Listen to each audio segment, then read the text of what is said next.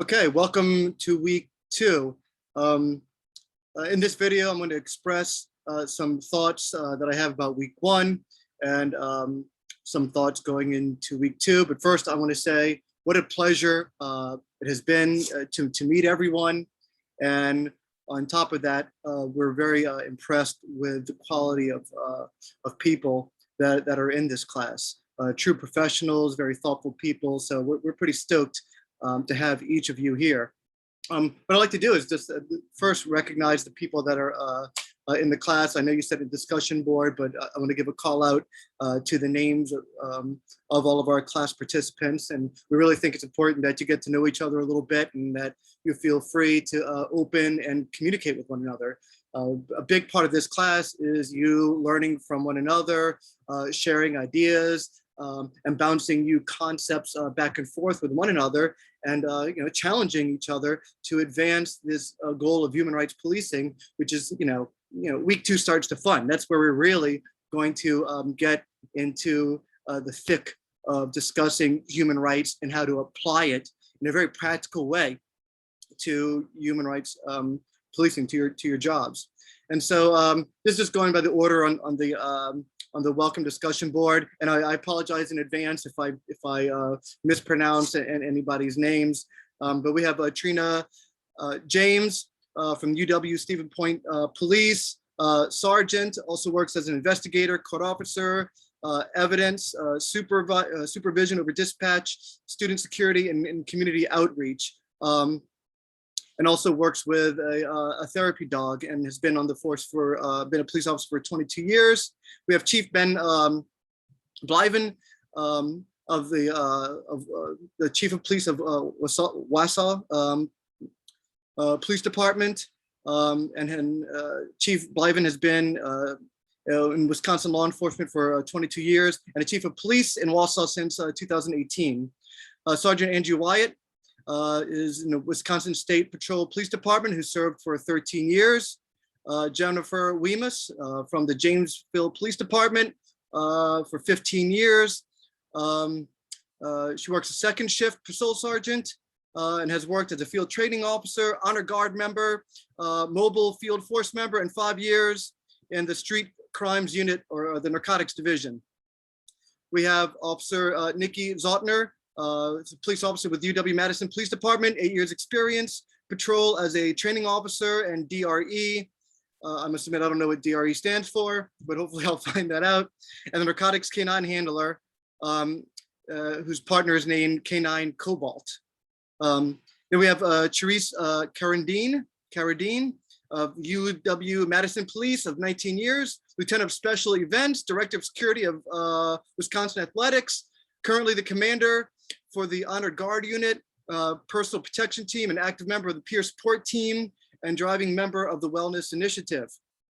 We have Nathan Selar, Detective Lieutenant with the Wausau Police Department, who's also joining Chief Blyven in this course, and he has 16 years experience. I hope I pronounced your name correctly. Please forgive me, anybody, if I mess up your names. We have Barrett Irwin, UW-Madison Police Department, community officer, 10 years of service. Jason Whitney, UW-Madison Police Department, captain of operations, 23 years. Dan Bergioni, UW-Madison PD, third shift patrol sergeant, 11 years. Mark Radsliff, Janesville Police Department, lieutenant of C shift patrol, SWAT commander, former sniper team leader, street crime sergeant, fair and impartial policing instructor, 26 years.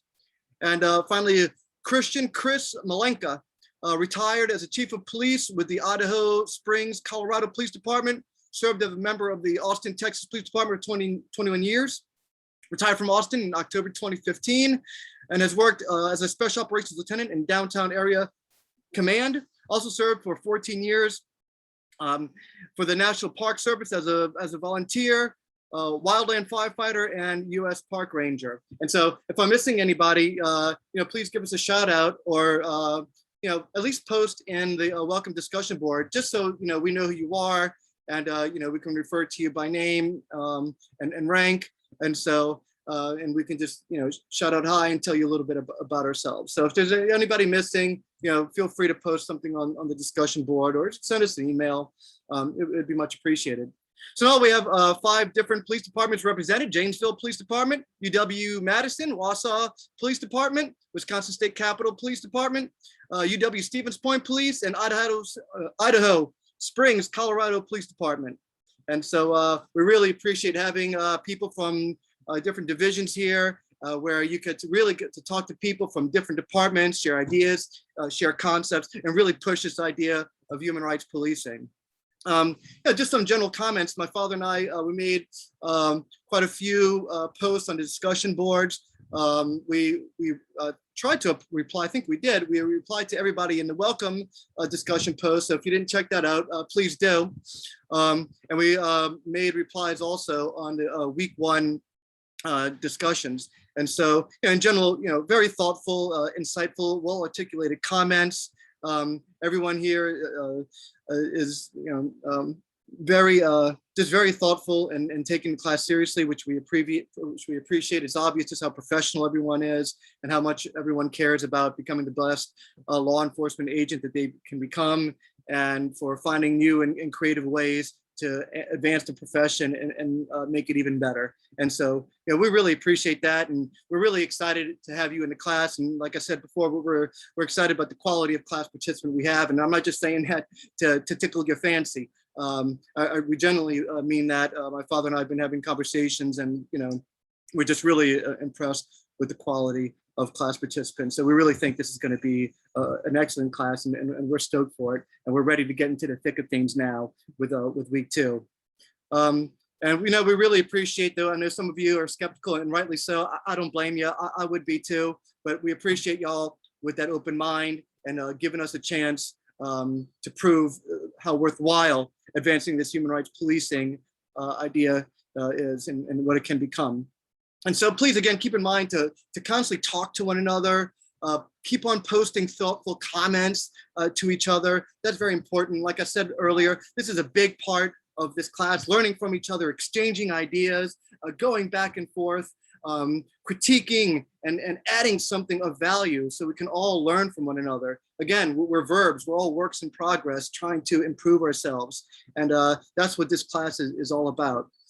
I'll post the grades up later on today, but if you haven't posted something, or if you didn't give like a nice critical or a thoughtful response to someone, please do that. I'm not a stickler on grades or anything like that. The only reason why I even put in a syllabus to post on a certain day is really because we just want people to have the opportunity to make sure that they read your post and they comment on it. And so that's really all. So anyway, try to get it in there. And if you get a chance, look at some of the new posts. Again, we're trying to post some stuff, but there's new posts that come in every day. So check it out, read what your colleagues are saying, give them nice responses. This is what's going to make the class pretty cool, I think. Okay, so going into week 2 now, we're going to think a little bit about, and this is very important to bring out. Human rights policing is not just about treating everyone equally. It's not about showing empathy and compassion. It's not about giving respect and dignity to people. And it's also not about being racially or culturally sensitive or aware. These are all important things, right? I mean, no doubt about it. But human rights needs to go beyond that, right? And so human rights is, again, it's something that goes beyond compassion and empathy. I mean, we're supposed to be those things, right? All people, not just police officers, but all people are supposed to be, and especially someone who's in charge of enforcing the law. I think that's the bare minimum to show compassion and empathy, to be nice, to be kind, to be loving, to give people respect and dignity. Those are beautiful things, and they're wonderful, but that's not what human rights policing is about. It's a necessary component to it, but it's an insufficient component to it. We need to go beyond that. And that's what this class is really going to talk about. That's what this week is really going to begin, of how can we go beyond empathy and compassion and kindness and dignity and respect and advance in a very practical and real way the ideas of human rights policing. And so I think you're really going to enjoy that, and I hope you really have an open mind. And so week 2 demonstrates how you can allow community members to enjoy as many possible human rights that belong to people in your community throughout all of your interactions with them and throughout the entirety of your interaction. Because let's face it, and again, it's not any type of derogatory statement. Police officers have to prevent people from enjoying the rights that belong to them. They might have good reasons for preventing, and often legal reasons for preventing people from enjoying their rights, but nonetheless, police officers prevent people from enjoying their human rights. And so the question becomes, which human rights will you allow community members to enjoy in your interactions with them? And which human rights will you temporarily prevent them from enjoying to fulfill your duty as a police officer to protect and serve the community? So here, we're going to resolve the contradiction. How can police officers protect people's human rights while putting them in jail or by using force against people? That's a contradiction. And so the point isn't to make sure that community members always enjoy their human rights, is to make sure that community members enjoy as many rights as possible that naturally belong to them throughout your interactions with them in your police work, and to only restrict or prevent people from enjoying their human rights when absolutely legally necessary to do so, and to really think about that. And so we're going to talk about in this class, in this week 2, how we're going to do that. And so let me take you through a little bit of the week, and then I'll stop. So I'll give you an introduction where I kind of state probably a little bit more articulately what I just said now. So please check out that introduction. Then the next part is cops of the world unite, right? But under human rights policing. And here I give you basically an invitation that that not only can police officers unite, but police and community can unite together under this idea of human rights policing. Then I go into human rights, words without meaning, bark without bite. And it's really to talk about how words in today's political climate have become increasingly obscured. In fact, I even go back to some of the wisdom of the great George Orwell, who wrote this beautiful piece. If you've never read it, I mean, it's like such an important piece. It's called Politics and the English Language. And I take a couple excerpts from there to show how the meanings of words have been misused and have become very vague, and oftentimes for political reasons. So really give a good look at that. And I relate that to human rights policing because has this idea of human rights also become equally obscured as well? So I really talk about that, and I think you'll enjoy that little what I call a lecture in the module. Then I talk about the nature and meaning of human rights, and this is what all sociologists are supposed to do, right? I mean, what good is talking about something when we can't first define what we're talking about? So how then can we understand and define human rights? Because if we can't define it in a very concrete, very specific way, then how can we make it an actual practice, right? And so here we give a clear-cut definition and meaning of human rights. And here then we're going to talk about, and this is absolutely essential here, we're going to talk about what we call the 3 types of human rights policing social interactions. And I think you're going to really like that. The first type of policing interaction is where a community member tells you or informs you of their rights, and then you decide or not to allow them to enjoy the rights that belong to them. And so that's going to be very important. Then the second part is where the community member doesn't say anything, but you recognize the human rights that belong to them. You know the Declaration of Human Rights, the United Nations Declaration of Human Rights.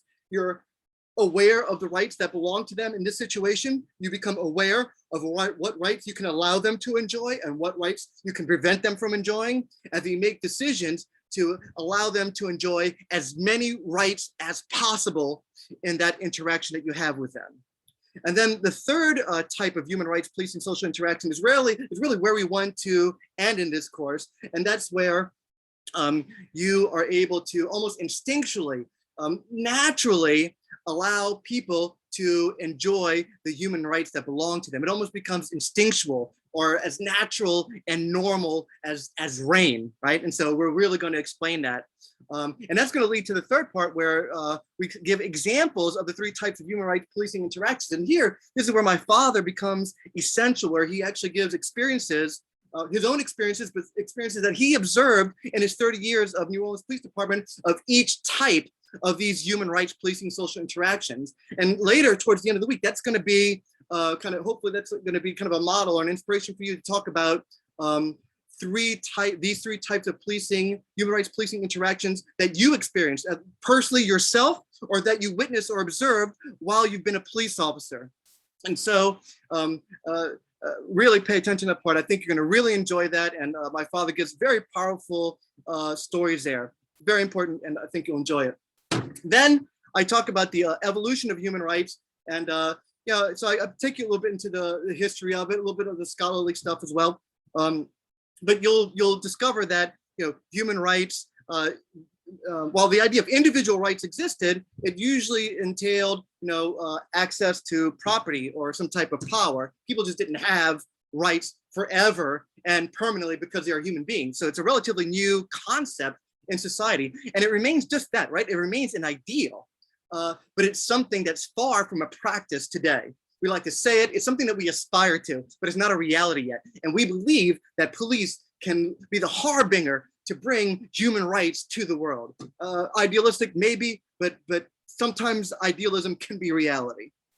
Then we talk about the United Nations Declaration of Human Rights and how that emerged and why that emerged, and the importance and significance of these ideals that we aspire to. And then later, after the Declaration of Human Rights, emerged the International Covenant of Civil and Political Rights. And here, those are some very important rights, especially I believe Article 2 and 3, that relate specifically, well, not specifically, but relate, I think, very well to policing. And then then I'll give you a list of the summary of human rights that are expressed in both of those documents. And then we end with something that I think you're going to find really cool, where we discuss from three different police officers human rights from their perspective. So my father's going to give his perspective of human rights as it relates to him. Then we're going to have Chief Camacho talk about his perspectives of human rights and how it applies to policing. And then you're going to get Chief Alan Hill of UWL Campus Police, and he's going to talk about his perspective of human rights as it relates to policing. So here, you don't get my voice, you get the voice of people that have been on the job for a long time. That wisdom to me, I think, is priceless. I think you're really going to enjoy those stories.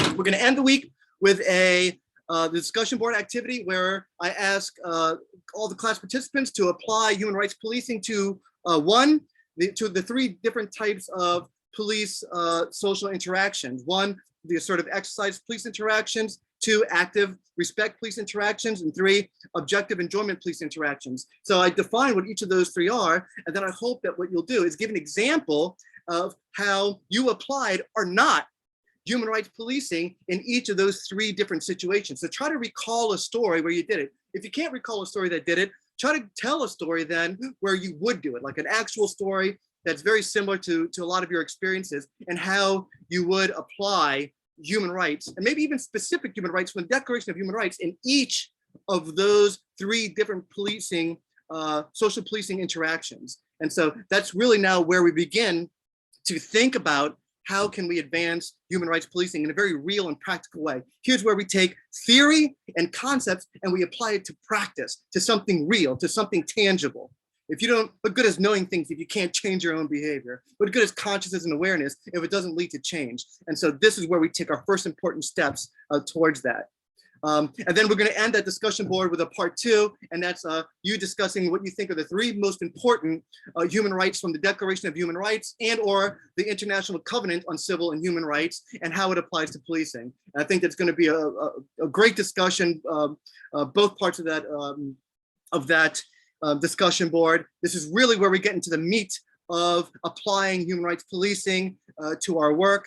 And I think you're really going to enjoy this class. And so, or this week, again, have a good time, enjoy this. And we really look forward to seeing your responses and your posts and your reply posts to your colleagues throughout this week.